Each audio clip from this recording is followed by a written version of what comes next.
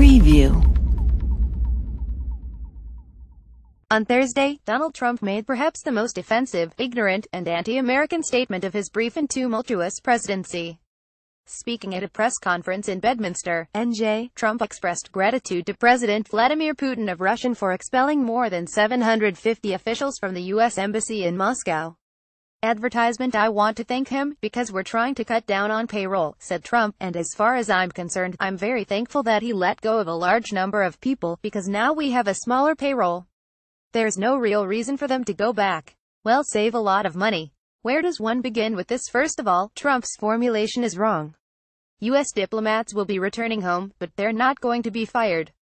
They will remain on the State Department payroll. Second, Trump, the President of the United States, is thanking Putin for taking actions that are detrimental to American interests. Moscow's actions will make it harder for U.S. diplomats to gather information and intelligence and will negatively impact how policymakers in Washington understand what is happening in Russia.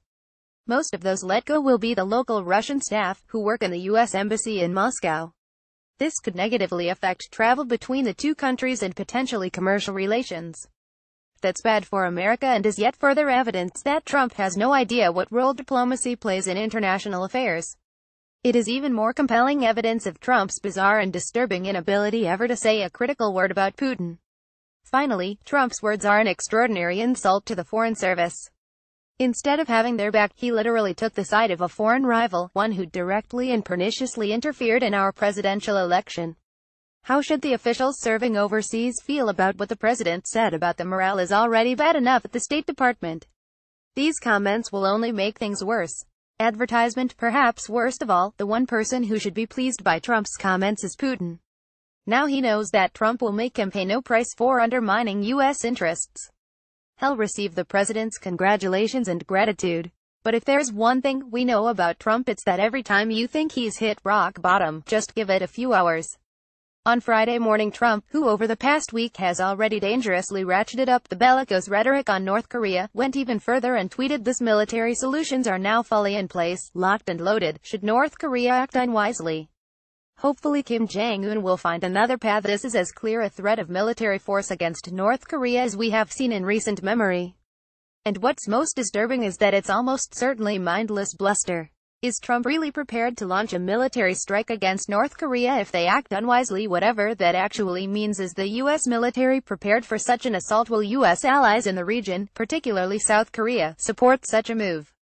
War with North Korea could unleash a catastrophic series of events on the Korean peninsula, including, but not limited to, the use of a nuclear weapon against South Korea or Japan and even, perhaps, U.S. territories in the Pacific.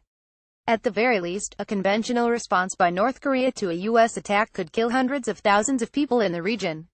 To say this is dangerous, ill-advised rhetoric is to understate things to an extraordinary degree. And what if Pyongyang believes Trump's rhetoric and decides to act preemptively? All of this is yet one more reminder that the greatest threat to America, and to global peace and stability, is Trump. A thin-skinned, unhinged, blustering, ill-informed Putin acolyte is in charge of U.S. diplomacy, the military, and its nuclear arsenal. He is acting in ways that increase the potential for war, strengthen America's rivals, and undercut U.S. interests. If only there were a legislative body, not paralyzed by political cowardice, that could step in and do something about it.